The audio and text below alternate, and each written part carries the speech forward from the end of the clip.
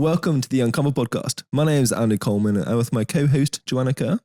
This is a podcast where we look at Jesus, the man who claimed to be God, through the eyewitness accounts of Luke's Gospel.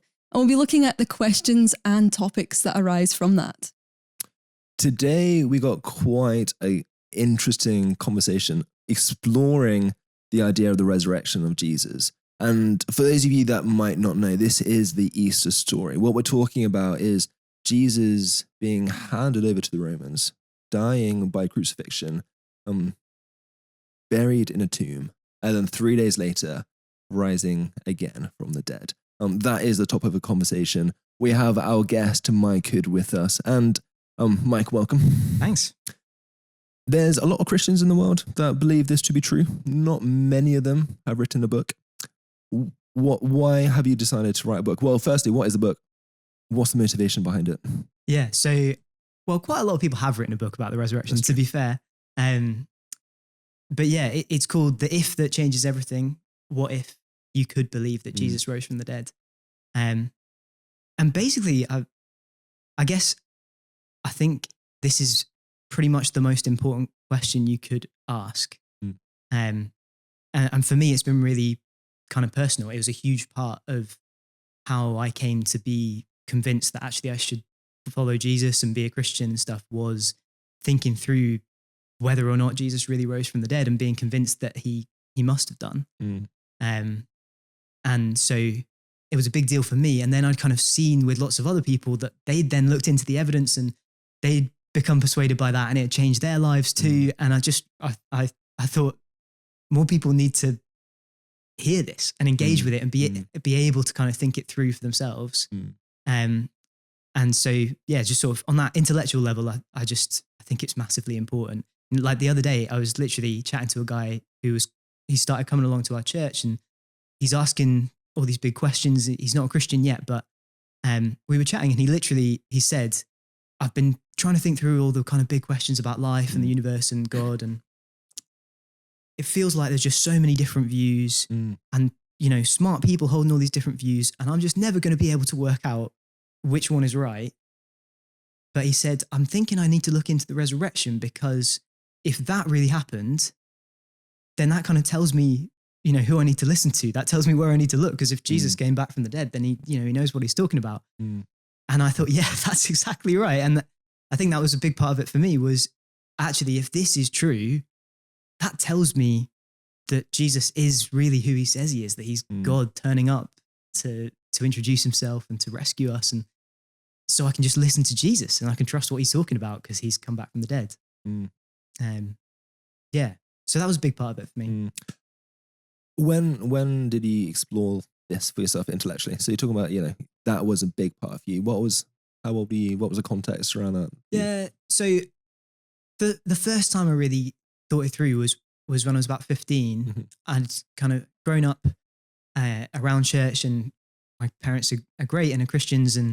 But I was always a very kind of skeptical, particularly teenager, maybe a child as well.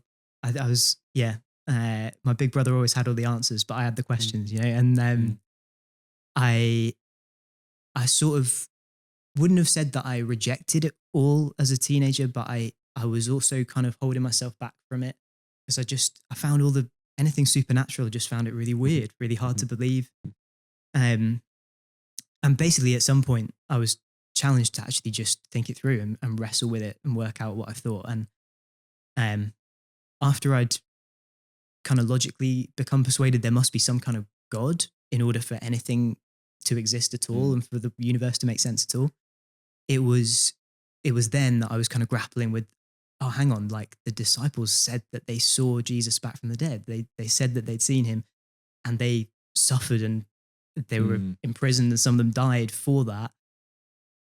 And actually, I can't see any way of explaining that other than he did come back from the dead. And if that's true, so it was then when I was sort of 15 that I first engaged with it. And then having become a Christian and kind of really got started on actually doing life with Jesus and being part of church and following him and all that.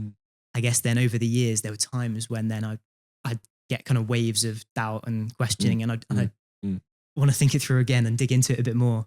And then actually part of the reason I was excited to write the book was to have an excuse to like really do the research and think through it even more deeply. Mm. I think it's interesting because, like, if I'm being completely honest, I grew up in the church and never really doubted that it was true because that's just what you're taught from a young age. Yeah. Why would I think different than that? But actually, there is so much thought that goes into it, and you really do have to think about it because if it did actually happen, then, it is really, really important. But then it is also interesting, on the other hand, that there isn't any other or not many other historical events that have such debate about them. Nobody's debating that World War II happened, or, I mean, like, obviously that's closer to us than the resurrection, but like, you do have this battle of like, is this true? And there's actually an opposition maybe saying that it's not true. And so that can be quite interesting on both sides. Like, if whether you believe it or not, like, you have to figure it out and like kind of weigh out facts in that way, which is quite unique. As I was saying, like, there's not many other historical events where you're having to actually like battle either way to figure it out. Yeah, and it's quite unique amongst religions as well, because other religions aren't sort of founded on a historical claim like that. There's a famous thing where I can't remember exactly, but basically, if you're a Zen, I was hearing a guy who used to be a Zen Buddhist monk talking about it, and he kind of said, there's a saying like, if you see the Buddha, you should kill him. Yeah, I've heard like that. The point is not the Buddha. The point is not any of the historical stories about the Buddha. The point is his teaching and the path of life that he teaches you. So it's not at all staked on like, did it really happen? Did this really happen? And in a slightly different way, that's also true of Islam. It's definitely true of Hinduism, etc. So it's kind of unique that the whole thing of Christianity is the declaration that there's this public historical event that happened that was witnessed by multiple people and then sort of testified to publicly, and that changes everything. Like, if that is true, it changes everything. Yeah, it does. And I was also thinking, if that is also not true, then that also changes everything. Because I was like, if that isn't true, then I say I believe in Jesus, but then who is Jesus to believe in if he's died? So like, going to church on Sunday, what's the point in doing that on a Sunday if Jesus didn't rise again from the dead, or if he is dead, if it's just a dead God, then the person that we're claiming to believe in or pray to, then that doesn't stand. And that's why I think this topic is so important, isn't it? Because intellectually thinking through, is my faith foolish? And some people believe it is, or is actually, no, this is true. I can stake my life on it. Yeah, and actually, like, can you stake your life on it when it comes to the crunch? Is it solid enough to hold you in the face of death? There's a bit in one of the kind of letters that Paul writes in the Bible where he literally says, like, if Jesus didn't actually come back from the dead, if there's no real resurrection, then like you've believed this whole thing in vain. It's pointless. Christianity is this useless lie. And of all people, Christians are most to be pitied.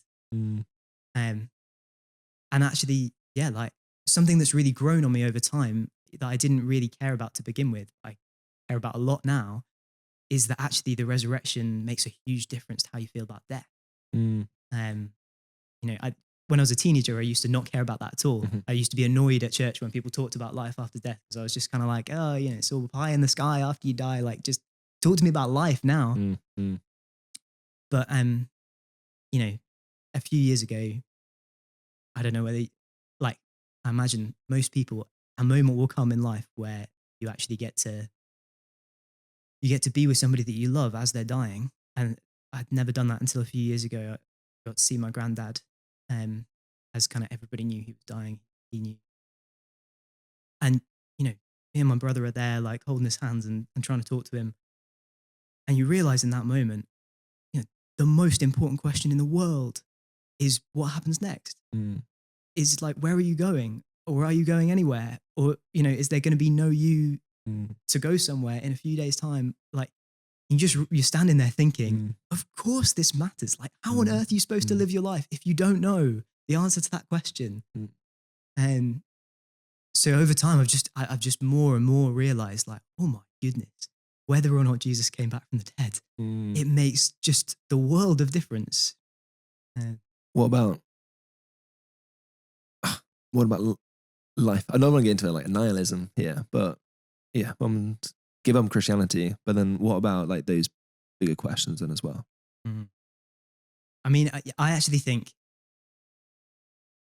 it's a slightly weird one, but I actually think if it was true that death was the end, then logically life ought to feel and be kind of meaningless, because it's literally like, if somebody put you in a room with you're writing out this your novel that is the thing you were born to write. You're writing it out, and then it gets to the end of the day and somebody walks in, picks it up, throws it on a fire, and it burns it to ashes. There's no copy.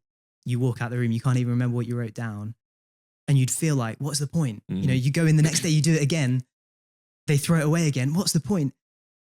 It would feel pointless. If they gave you a week and you worked on it for a week and then they threw it away and burnt it, it would feel even more frustrating and pointless. If they gave you a whole lifetime and then they threw it away and burned it, it would feel even more frustrating and pointless. But that's not how life feels. It doesn't feel like it's just sort of surviving and passing the time. It feels like everything matters, like everything has meaning, and relationships have meaning, and our efforts have meaning, and creativity has meaning, and all of that stuff. And I actually think the fact that life feels meaningful is a really strong indicator that life isn't just a temporary blip, and then when we die, that's it. Because if it was true that we live, we die, and then it's over and it's all gone, it shouldn't feel like it matters like this. But it really does feel like it. So yeah, I don't know if that makes sense, but yeah, it does make sense. I think it's quite big to kind of talk about, and I think this conversation is quite a big topic to be able to even just get our heads around, because we're talking about, well, it is the biggest question. It is the biggest question. What happens after we die? But also it changes the way that we think about life then as well. And then what does life actually then mean for us? So what difference does it make then if Jesus did rise again from the dead? Like, what difference does that then make to our life and the meaning then I guess it gives? Well, I mean, in some ways, the simplest way to think about the difference it makes is that if Jesus rose from the dead, then you can trust what he says. And he says that he is the God who made us, becoming a human being to introduce himself to us. And more than that, like you were saying, to willingly be tortured and die in agony on a cross, kind of taking the weight of all of our failure, all of our guilt onto his own shoulders, letting it crush him, dying this kind of God-forsaken death, so that we can be reconciled to the God who made us, so that we can live the life of love with God and for others that we were made to live. And so, if Jesus came back from the dead, then that all of that stuff wasn't just a lovely illusion, that he wasn't just this preacher who was good with words. He meant it. And so that actually your life is full of meaning, because there's a God who cares about you and who's made you for a reason, and who is not going to give up on you.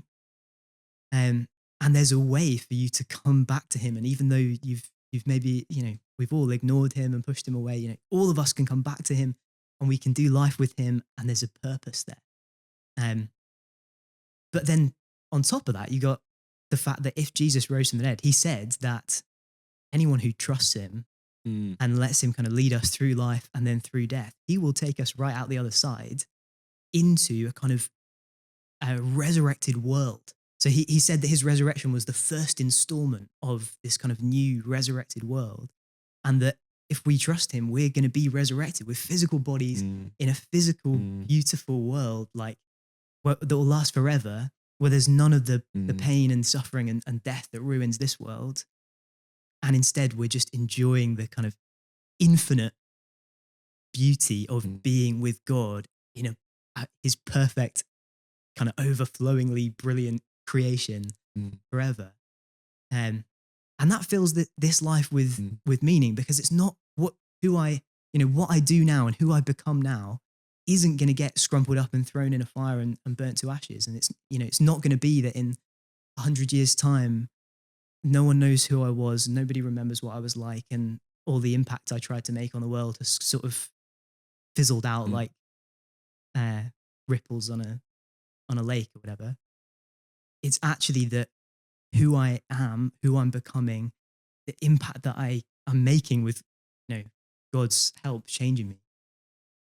That stuff is going to last forever. It matters to God, and it's going to last forever. Mm. Yeah. That reminds me of a conversation I had with one of my best mates, best man at my wedding, years ago. He listens to the podcast, but I've talked about it plenty of times, so I don't think it's going to offend him at all. But he is just like, I shouldn't smile. He's clinically depressed, and bless him. But we've had a conversation about how does he carry on, about meaning, and trying to understand, support him. And part of this conversation, he goes on, well, actually, I'm allowed to go through life depressed. I think that's okay. Because he knows that one day he won't be. And there'll be a day where like he will be able to feel complete and live a life of like glory and joy. And I'm like, he was talking about, the hope of the resurrection and the new life and an eternal life and eternal beauty. And to me, it hit me then almost, I was a new Christian. And that hit me. I was like, oh yeah, this does really matter. Less so to me because I was like you were saying earlier, like, let's just think about life now. It's something that you can put away in a box and leave. But then there are moments when you're confronted with this truth. Yeah. I think it's interesting because you're saying to almost like as if thinking about life now and the resurrection is two different things, when actually we find that the resurrection has such an impact on life now, and that, as you're saying for your friend, that reality carries into this life. And I feel like for even just anyone really, that hope in life is what carries you towards that end goal. And to have that, like, it's not like you're just waiting on it to come, almost like just makes me think that you can live that hope out now with the idea of hope. I don't know if that makes sense. Absolutely. Like there's a famous thing where Nelson Mandela, when he's in prison in Robben Island for 27 years, he wrote a letter to his wife like 10 years in or something, where he says hope is a powerful weapon. And like, actually what we know is going to be the end of the story makes a massive difference to how you feel about the bits in the middle of the story where it's hard and scary or just tragic.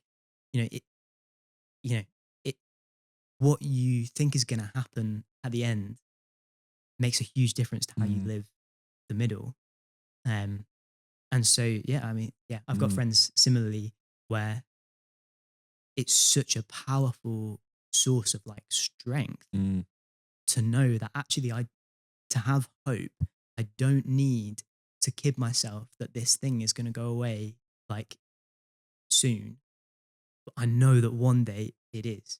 That it feels very 2010s to talk about like YOLO, you only live once or whatever. But that to think that is a beautiful, liberating, life-giving idea that you only live once is just incredibly kind of privileged and like limited as a view of things, because that only works if you are not if you're not chronically ill, if you haven't lost somebody that you're never going to be able to replace. It's just so many people. It's actually so much more life-giving and powerful to know that this is not it.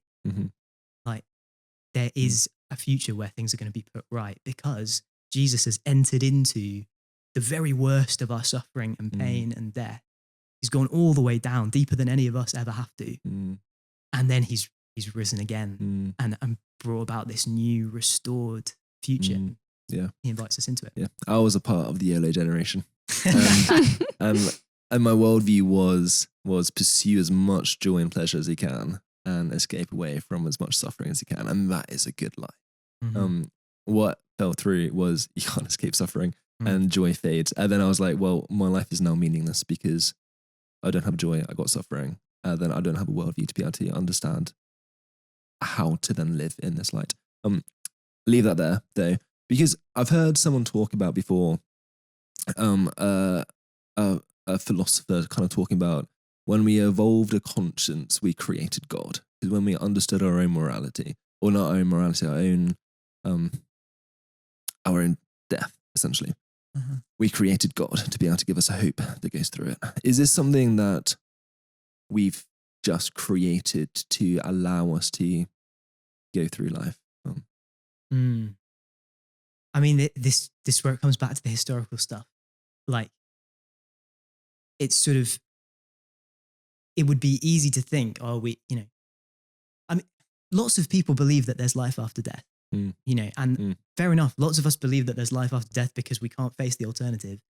But the reason that I actually am sure that there is life after death is that I'm convinced that Jesus literally, historically, rose from the dead, and that gives us that assurance and that confidence. And so there's a very big difference between sort of, I think probably, hopefully, we probably all go to a better place, and no, like, Jesus died our death and he rose to new life, and so death is defeated and there's a hope that you can't take away. Like, it's a very different type of thing if this is historically true, and I'm convinced that it is. So how are you so convinced that it is? I mean, so basically, it boils down to, there are kind of some core facts that historically everybody agrees on, all serious historians about it, Christian historians, atheist historians, Jewish historians, whatever. There are kind of at least three kind of basic facts that everybody agrees on. And then the question is, how do you explain those facts? So the basic facts are, Jesus died by crucifixion. That we have all sorts of records that show that is true. There's a guy called Gerd Ludemann who's he's doesn't believe in Jesus' resurrection at all, very much doesn't want to, but he says the fact that Jesus was crucified under a Roman governor called Pontius Pilate is about as certain as anything that ever happened in history could be. So Jesus died. And I guess part of that is the fact that he died under Pontius Pilate is significant. It's in some ways, it's just, it shows you that what we're talking about is a historical thing in a particular time at a particular place. We know about Pontius Pilate from other stuff. It's not like a once upon a time in a galaxy far, far away. It's not a pleasant myth that means that symbolically life comes out of death every spring. This happened in, Judea in either 30 AD or 33 AD. Because when I was growing up, the Star Wars and the Christianity is the same world. It's the same. I put it off in the same bracket. It exists over there in something that's mythology. Wow. It's something that I was just like, oh, that's a lovely story that people just enjoy.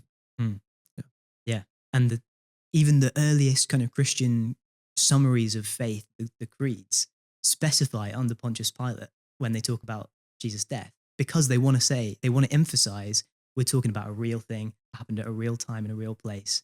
This isn't a myth. It's, happened. So that's the first fact. The second fact is that his disciples were convinced that they had seen him back from the dead. So it's not just that the fact is like they said it. The fact is they must have been convinced it was true, because preaching that Jesus is alive there was no ulterior motive for them to do that. They weren't making any money out of that. It wasn't a political power grab. All it did was get them in a huge amount of trouble with the Roman and Jewish authorities that had just killed Jesus. And we know that many of them were tortured and beaten for it. Many of them were imprisoned for telling people about Jesus. Many of them actually ended up dying, being executed for it. But we have literally no record of any of them kind of going back on it in order to save their own skin or anything like that. And so we know that they were convinced that they'd seen him. The third fact is that even at least one opponent of Jesus became convinced that he had seen him back from the dead. So this is a guy called Paul of Tarsus. And we have tons and tons of letters written by Paul from the 40s and 50s AD, so like 10, 20 years after the events. And basically he was he was a strict Jewish Pharisee, which is this sect that was opposed to Jesus. He was actively persecuting early Christians. And then, as he tells it, he saw Jesus back from the dead, and it completely obviously changed his perspective. And he ends up being one of the primary kind of traveling communicators about Jesus. He's going around telling people about this. And he paid a high price for that. You know, loads of his letters that we have, he wrote from prison. There's lots of different historical sources that say that he, in the end, he was killed as a consequence of preaching about Jesus. But he is, so we know historically that not only were Jesus's kind of original followers convinced they'd met him after he'd come back, but so was Paul. So those are the kind of three big facts. And the question is then, how do you make sense of those facts? And the reason I'm confident is that I'm just, as you look into it, I'm just really convinced that none of the other explanations make any sense, and that Jesus coming back from the dead does make sense of everything. There are other people that would listen to you and be like, yeah, I hear that, but I believe in, okay, I see these three facts, and then they think of a different alternative, a different explanation. So what would some other explanations be to explain the history? Yeah. So I mean, people have been trying to explain these things for a long time, right? So there are a few options. One thing that people have said historically is maybe Jesus didn't really die on the cross. He just kind of swooned or fainted or whatever, and then they mistakenly took him down. They put him in the tomb. He wakes up a couple of days later, turns up, and everyone's like, "Oh wow, he rose from the dead." And not many people give that much thought anymore. Mostly because the Romans knew how to kill people. It was really their thing. Right? Almost what they were known for at that point in history, wasn't it? And also the soldiers knew how to tell if somebody was dead. And actually, really interestingly, in one of the eyewitness accounts that we have in John's biography of Jesus, he gives this detail where a soldier stabs Jesus in the side with a spear to check that he's dead. And he says that what looked like blood and water flowed out. It turns out, 2,000 years later, it turns out that is actually medical proof of death. So, yeah, I mean, there are a whole bunch of reasons that one doesn't make any sense, but nobody really takes it very seriously anymore. The second explanation that's been popular is just the idea that it was a kind of a hoax, that the disciples made it up. Maybe they moved the body somewhere else and then claimed that Jesus was alive. But like I was saying, that doesn't really make any sense when you think about what's the motivation. Any good detective presumably is supposed to ask about the motive, and there is literally nothing in it for them. People do lie to get themselves out of trouble. That happens a lot. People do not often lie to get themselves into trouble. Massive, costly, dangerous, life-threatening trouble. Yeah, and I was thinking about if you're reading the accounts, if you're reading this account, you're tracing the stories of the disciples and what happens when Jesus is arrested. You're not seeing a bunch of brave soldiers willing to risk everything to be able to be with Jesus, or even be there and believe in him afterwards. You see all of them flee. Yeah, and this is the thing, is we have other accounts of sort of people who claimed to be the Messiah, the Savior who was going to rescue Israel. And then when they die, when they're probably, in most cases, defeated by the Romans, killed by the Romans, much like Jesus was, what always happens is that their movement just sort of disbands because everybody's terrified, or they pick a relative or someone else who's kind of a natural heir, and they think, okay, maybe this person is the Messiah, maybe this person is the Savior. What none of them do is for the followers of this person to turn around and be like, well, I know he lost, I know he was killed, but what if he actually somehow still is the Messiah? That's not what they do. And so even just the fact that any of these guys still wanted to follow Jesus afterwards doesn't make any sense if the last they saw of him was him hanging on the cross. So you got the just going through the explanations. Jesus didn't die, but the Romans knew how to kill people. So and he was stabbed, blood and water flowed out. The disciples stole the body and essentially made it up. So they claimed Jesus rose from the dead. they couldn't disprove it because they couldn't find Jesus' body. But that doesn't make sense, because why would someone lie and lose their life for it? Yeah. And like lots of people, I think, give their lives for things that maybe aren't true, but that's always, secondhand, third hand. Somebody has convinced you that this thing is true, and then you're persuaded, you're willing to risk your life for it. With these guys, it can't be that. What they're saying is, I saw Jesus alive again from the dead. They either were lying on purpose, or they really were convinced they'd seen it. There is no other option. So, like, for them to have been willing to take those risks and pay that price, they must have been convinced that what they experienced personally was Jesus rose from the dead. That's why the third possible explanation is one that probably more people who are skeptical of the resurrection lean on now, is the idea of that maybe it was all hallucinations. And basically, I mean, yeah, the problem with this is the science of hallucinations, basically. So people have suggested, there are studies that show that it does sometimes happen, that if you've maybe been married to someone for many, many years and then they die, sometimes people do have these experiences where they really feel like they've seen them again, or they've heard them again, or whatever. And so people have said, oh, maybe it's like that. The disciples are kind of grieving the loss of Jesus, and then they have this sort of hallucination experience where they think they saw him, and then, you get the biggest religion in world history out of that misunderstanding. But, I mean, there are a few problems with that. One is Paul. So we know that Paul was persuaded that he saw Jesus back from the dead. He was not grieving Jesus' death at all. He had barely spent any time with him. So there's no plausible psychological explanation for Paul having a hallucination at all, really. But then the other thing is, the other main appearance that is sort of historically, everyone knows this must have happened, is the one to the disciples, which is a group appearance. All the loads of the accounts, they're all describing that he appeared to multiple of them at the same time on different occasions, different groups, different times. And we know now that group hallucinations just don't happen. It's not a thing, because a hallucination happens inside your head. It's like a dream. Me and you can't share a dream because it's inside my head. So like, and it's the same with hallucinations. You just don't get group hallucinations of the same thing.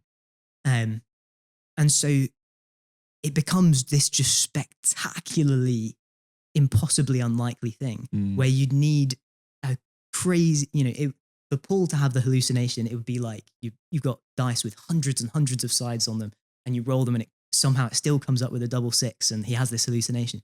But then you need to do that with 11 more sets of dice for the 11 disciples, and them all to come up the same with the double six as well. It just becomes unimaginably unlikely that could have started it. I think as well, it's amazing to think that this was all predicted already as well. Like, that's a really fair point. That's such a fair point. Like, yeah, okay. That, maybe they did hallucinate, I don't know. But it wasn't like we and the Bible has said it a million times before this event happened. And like, it's quite amazing just from an outside perspective to look at the older parts of the Bible that are like thousands of years before, that even in the very first part of the Bible, there are hints that is what is coming and that is what is needed. And I think that's quite an amazing fact as well, that like, yeah, we can actually see it for ourselves many, many, many years before it happened. Yes. And that's so true actually, because it's not just that every other explanation is kind of weird and unlikely. It's that the explanation that Jesus actually came back from the dead makes sense of so much other stuff. Yep. Everything else kind of falls into place. You've got these, as you say, thousands of years of predictions and promises and prophecies that then it's like, oh, whoa, if this is true, that makes sense of why all of that stuff was written all those years before, because there actually is a God, and he was, giving people this promise and this hope on purpose. And it makes sense of who Jesus was, which is a mystery all by itself. Like if you say that Jesus didn't rise from the dead, you've still got a massive mystery on your hands explaining how he was this huge moral genius that has transformed the world, these incredibly beautiful moral teachings, and yet he's also crazily self-obsessed. He's talking about himself the whole time. He claims he can forgive people's sins. He says he's going to judge every person that's ever lived at the end of history. He says, if you've seen me, you've seen God. Like, there's a big mystery there on who the heck is this guy? And is he a lunatic? Is he, how can all these things happen at the same time? If he comes back from the dead, that makes sense. He's telling the truth. He's not crazy. That's why his teaching is so beautiful. Yeah, even the timing in which it happens as well. If you've not read it yet, you should definitely have a look at it and read it in depth, because the timing in which everything happens is so perfect. I mean, I can't even begin to name all of the different things that have happened, but the timing of the crucifixion being when it is also even significant in itself. Like, everything is aligned perfectly, and that is something to take note of. Definitely. That's not, you couldn't do that by chance, that's for sure. Yeah. I've heard people kind of think about Christianity, the resurrection, and talk about it in a sense of not necessarily a historical event, but being something almost bigger, a metaphysical truth. The idea of it is true. What it means is true, that you can get hope from death. Life can come from death, or either the greatest love is sacrifice. And we see that, the image of that in Jesus, and it claims to almost be a greater truth. So if anyone's listened to Jordan Peterson, you might kind of pick it up from him, but he's talking about almost this metaphysical truth. But it's not historically true. Or even if it is historically true, it doesn't really matter. What would you say to that? Yeah, well, first, the main thing to say about that is that that's clearly not what Paul and the disciples, the first witnesses, people like Luke who write the New Testament, it's clearly not what they thought they were talking about. They knew how, they had genres for kind of myths and legends that express deep truths about the human condition, about reality and all that. They could have written something like that. What they actually wrote was something that reads exactly like a historical biography that's like, at this time, in this place, this happened. And, like I was saying, Paul literally in his letters, there's this bit, you can Google it, it's the letter 1 Corinthians, it's chapter 15. And he basically says, right, this is what I taught you. Jesus died, he was buried, he rose from the dead as the scriptures had promised he would. And then he lists all these witnesses. He says, Peter saw him, the other disciples saw him, then he appeared to all these other people, then he appeared to me. And he actually says some of these people are still alive. He's saying, look, guys, you can ask them, this actually happened. And then he goes on and basically says, if that's not true, the whole thing's a waste of time. You should go home and stop listening to me because I'm lying. If it is true, it means everything for us. So we know that's written in the 40s or something, maybe the 50s at the absolute latest. It's not that it's sort of developed gradually over time, or there's just not time for that. So they're proclaiming something that actually happened that has this huge kind of life transforming significance because it's true. So you can't kind of take the historical core out of it and then just be like, isn't it nice to think that life comes out of death and there's hope in hopeless situations and stuff? It's probably better to think that than to not think that. But when life gets tough, or when you face actual death, it's not going to be any comfort to you that Jordan Peterson thinks that maybe, it's a nice idea that life comes out of death. You're going to want to know, can life literally come out of literal death? Can genuinely hopeless situations turn into situations full of hope?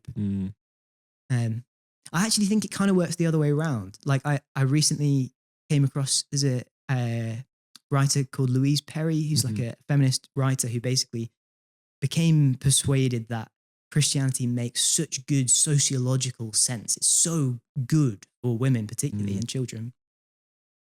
That she kind of wanted to believe it, even though she didn't think it was literally supernaturally true. And so she sort of started going to church and all that. But recently she said, I thought about it, and eventually I came to the conclusion, it being so sociologically true is a really good bit of evidence that it might actually be Mm. properly true. Mm. And now she's become convinced that it's real and she believes it. And I think it's kind of the same. If you look at the world and you think, yeah, actually, I've seen people's lives transformed and it kind of feels like they were dead and now they're alive. You know, I've seen even just every year you get to spring and you just see that the world is full of this massive, like painted on this huge canvas is life coming out of death. All of that is a good reason to think, hang on, maybe this story that's like a historical, grounded, biographical story, maybe it's actually true because it would make sense of why all of those things happen, why the world is like it is. Yeah. And I think my understanding before becoming a Christian was essentially Chinese whispers of, I had an idea, he taught about Jesus, say he'd rise from the dead. And then over time, it just, I guess Christianity just evolved and just happened. But then I think what you mentioned there makes a really, really good point of Paul writing in 50 AD, you're not talking about hundreds of generations of Chinese whispers. No, you're really not. You're talking about a generation that saw this happen, and then he says there's other people that saw them happen still alive. If you don't believe me, go ask them. Yeah. So like that then doesn't become Chinese whispers over hundreds of years. Yeah. That becomes like one person, one line witness. Yeah. And then you're like, okay, that's harder. Yeah. And I mean, there's literally, you know, it spread across the Roman Empire really, really fast. You know, even by the 60s, there's a non-Christian historian saying there are vast multitudes of Christians in Rome, which is as far away from Jerusalem where all this stuff actually happened as, I think it's as far as Edinburgh is from Morocco. Right? So this is a big spread really quickly. Before airplanes. Yeah, exactly. And you have letters, you know, from the 40s, the 50s, to all these different places where there are Christians, and they clearly believe that Jesus literally rose from the dead, but they're not trying to persuade these Christians of it. They know these Christians already know. It's widespread already. So there's literally nowhere near the amount of time you would need for it to be a kind of gradual process if it gets exaggerated and exaggerated and exaggerated, because it has gone in loads of different directions super fast, and they all have the same message, which is Jesus actually literally rose from the dead. It's the other thing I find weird about that theory is if you actually think about the psychology, like if you sort of take off your like people from the past are stupid arrogance that we tend to have, right? And you think about a real person, everybody thinks that these early Christians, they weren't intentionally trying to mislead people. They think the early Christians must have been persuaded it was true because it wasn't doing them any good, you know? It wasn't making them any money. It wasn't making them popular. They believed it. And it was doing the exact opposite for them in that time as well. Yeah, exactly. It doesn't, you know, it's dangerous to be a Christian, at least for the first like 300 years in a variety of ways. It's costly. So everybody if you think they sort of exaggerated it, you have to think that they did that sort of out of the goodness of their hearts. Maybe they're just trying to sort of bolster something they already believe about Jesus, tell an extra story. You know, he rose from the dead, and that helps you to sort of see that he really is ... you know? But that doesn't make any sense because these guys are seriously devout people who believe in the God of the Hebrew Bible, you know, what Christians now call the Old Testament. They believe that Jesus is the Lord of the universe and they should listen to him. Both the Old Testament and Jesus are big on the truth. They are very anti-lying, right? So I just find it incredibly difficult to imagine why on earth would they have dared to take something they already found convincing without the resurrection, make up this huge thing that Jesus somehow came back from the dead, and just stick it on and be like, yeah, let's go with that. They were really serious about the truth. And so it doesn't even make sense. Even if they had time, it wouldn't make sense, but they didn't. I imagine there'll be a few people listening to this conversation, hearing the evidence, thinking about the possible explanations, and just saying, okay, I think what you're saying might be true, but I don't know how to believe it. Or it might be a different experience for them, or they just kind of hit a brick wall. And in your book, you write about this character who is famously known as Doubting Thomas. What do you think Doubting Thomas is able to help, say, to this listener who is stuck, I think, between a rock and a hard place of doubt, but then convinced with evidence and fact. Mm. Well, I think part of it is you've got to question. We've got to question why we find something so hard to believe. And we've got to doubt our doubts for a minute and be like, why is it that I find this so implausible, even though there's all this historical evidence? And for me, definitely, I think that was that I kind of grew up in the sort of Western Dawkins influenced sort of anything that's not scientifically repeatable is silly. Anything religious or supernatural is sort of just a bit silly, and you'd be silly to believe it. And so, you know, you come to the resurrection and you can kind of throw as much historical evidence as you like, and a part of your brain is just saying, yeah, but miracles can't happen, right? And it's just ridiculous. But I think we kind of need to just be honest about that, look at that, and kind of examine it rationally and be like, well, why do I think that? And so Thomas, it's fascinating. Thomas is one of the original disciples of Jesus, but Jesus appears risen from the dead. He appears to the others, and Thomas isn't there. Thomas comes back. They all tell him what's happened, and Thomas, he says, "I can't believe it. You know, unless I put my fingers into the wounds in his hands where the nails were, I won't believe." And at first, that seems very rational. You know, you hear that, you're like, "Wow, this guy's he's like a budding scientist. He wants to do the experiment himself, etc., etc. Seeing is believing. You know, it feels very sensible." But then when you think about it, you're like, well, is it sensible? Because there are 10 other people here, actually a bunch more, because you know, it's not just the sort of named 10, but who he knows. They're all saying they had the same experience of Jesus back from the dead. All the things we were just talking about the different explanations, like, he can think that through. There's no other logical explanation for what they're saying. And he knew Jesus. He knew what he was like. He knew what he said. He knew that actually him defeating death would in some ways not be that much of a surprise, because he's this utterly unique, incredible person who says that he's God. So he actually has loads of reason to listen to what these people tell him. And when you think about it, most of the things we know in life, we know because we trust the testimony of reliable other people, you know, people we can trust. You know, that is, if you said, I will only believe things I can see with my own eyes, you couldn't learn any history at all. You would, you know, you would struggle with geography. Like, some of it would be fine. You'd need some patience for like coastal erosion. And like volcanoes might be a little bit dangerous. Yeah.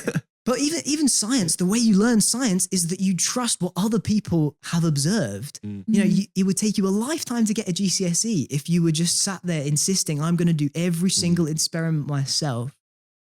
How we know things is we work out if what people are telling us is trustworthy. And basically John, so John tells the story of Thomas and what happened with that, and Jesus then appearing to him and kind of challenging him a little bit and being like, stop doubting and believe. And Thomas does.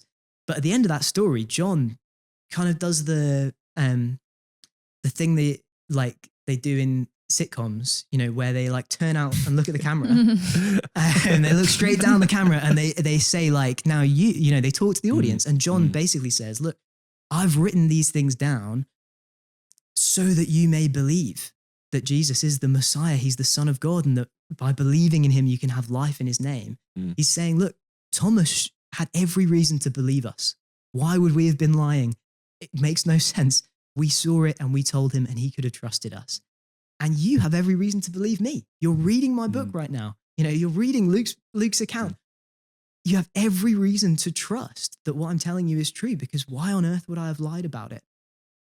And so I think there's an encouragement there that actually it doesn't need to be that we have this magical sort of lightning bolt experience.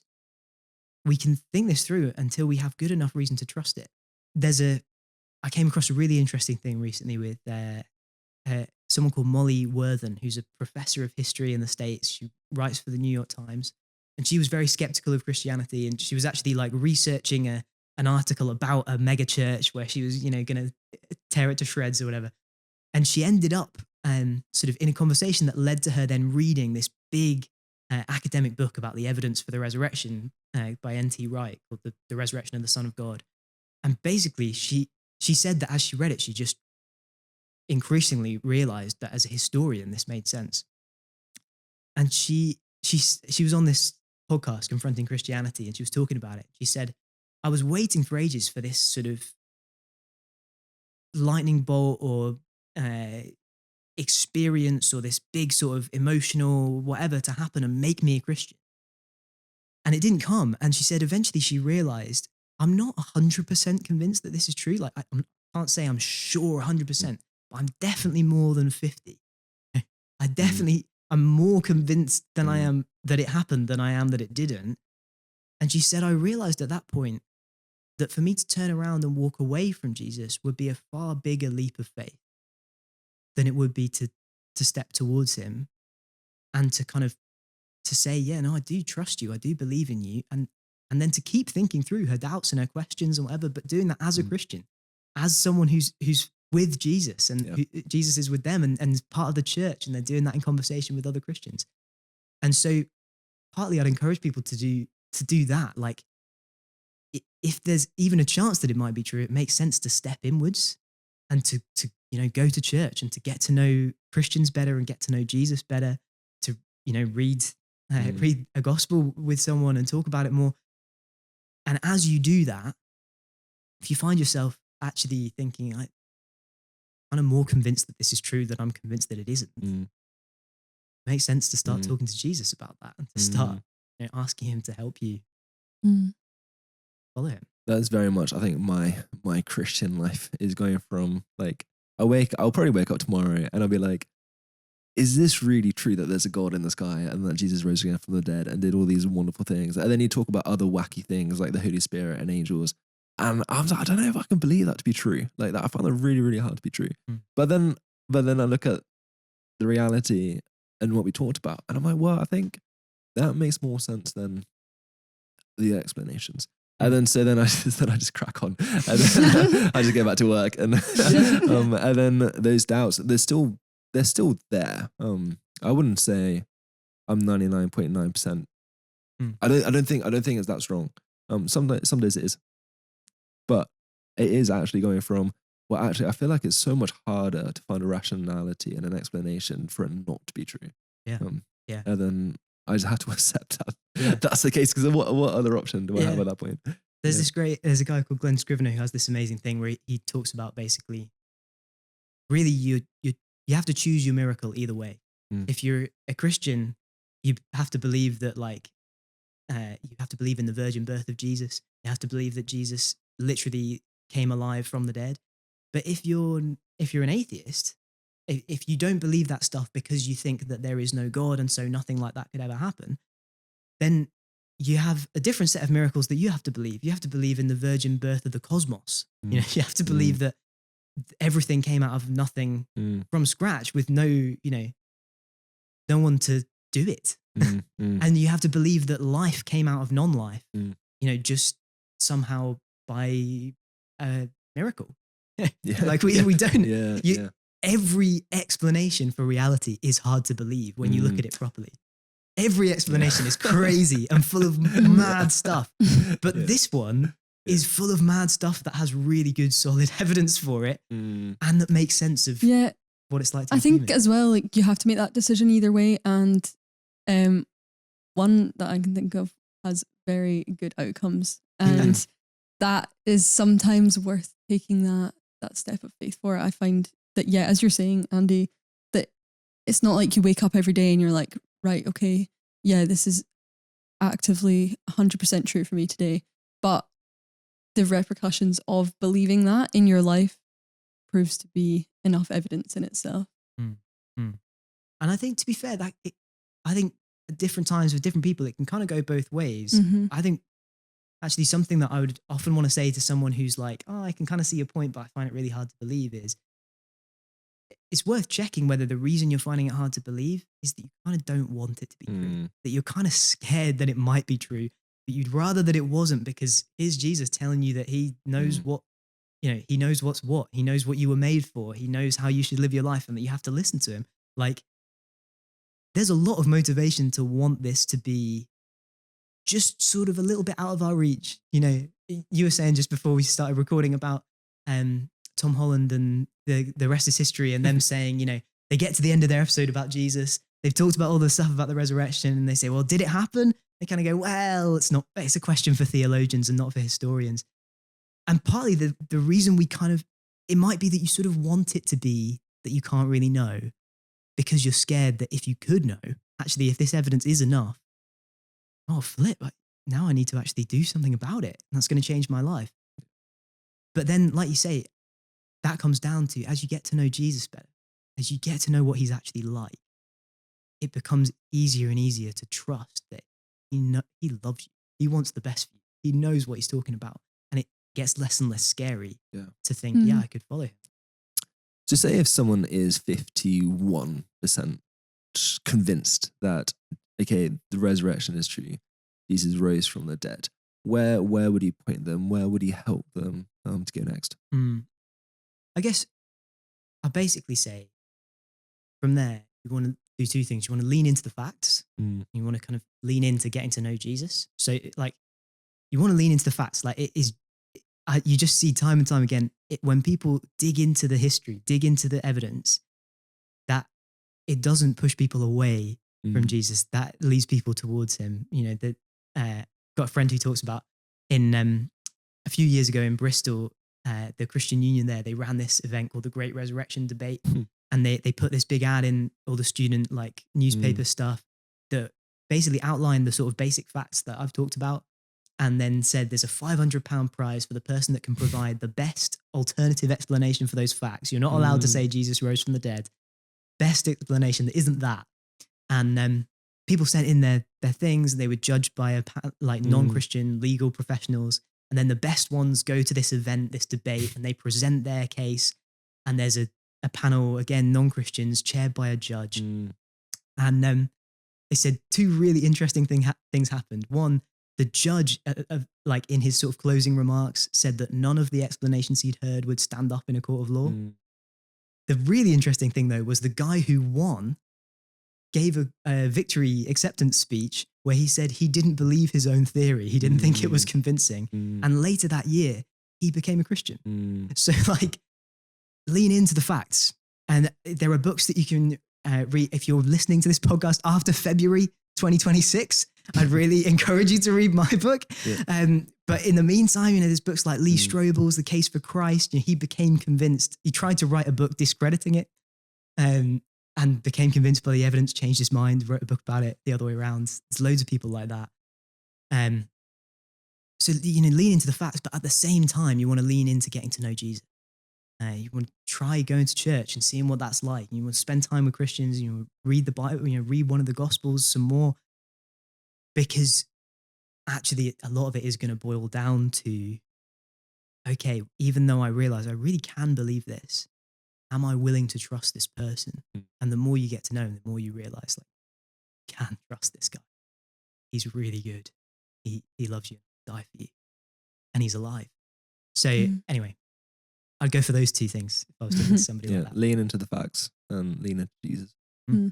Well, lastly, we always ask our guests if they have a question they would like to pose to the audience for them to take away and think about. So do you have a question you'd like to leave us with? That's fun. Yeah, maybe I should look into the camera like John does. No, I think I'd want to ask, what is the best explanation you can find for reality? Both, like, what's the best explanation you think for the history, the facts that we've talked about around the resurrection? Honestly, which of those do you think is true? Because you can't just say, don't know. Like, it's the most important question in the history of the world. Like, which of those do you think is plausible, or is there something else we haven't talked about? But also, what is the best explanation for the whole of reality? What's the best explanation for the existence of the universe, for what it's like to be a human, for the way that things feel meaningful and are longing for hope, and what it's like actually when you see someone coming close to death and it doesn't feel like this is it? You know, what is the best explanation that makes the most sense of the whole of reality, the history stuff and just existence? is there anything that you can think of that makes better sense of those things than the idea that actually this guy Jesus, he really was the God who made everything, and he came and he introduced himself to us, he died for us, and then he rose from the dead. Mm. Yeah. Well, yeah, that's definitely something to take away and think about. And thank you, Mike, for all your input. I've learned so much in this episode and it's been really interesting. No, thank you guys. I've loved it. It's been so interesting. Not at all. Well, if you'd like a copy of Uncover Luke for yourself, you can find it on our website. And also, if you go to any of your local universities and reach out to their Christian unions, they'd be more than happy to give you a free copy of Uncover Luke so that you can read through Luke's gospel and make your mind up for yourself. But that's all for this episode, and we'll see you on the next one. So thank you very much. See you later. Thank you.